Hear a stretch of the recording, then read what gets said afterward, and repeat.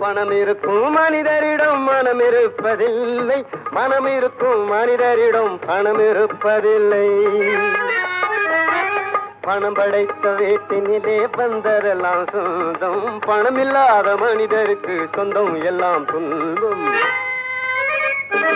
புத்தியுள்ள மனிதனெல்லாம் வெற்றி காண்பதில்லை, வெற்றி பெற்ற மனிதனெல்லாம் புத்திசாலி இல்லை, புத்திசாலி இல்லை.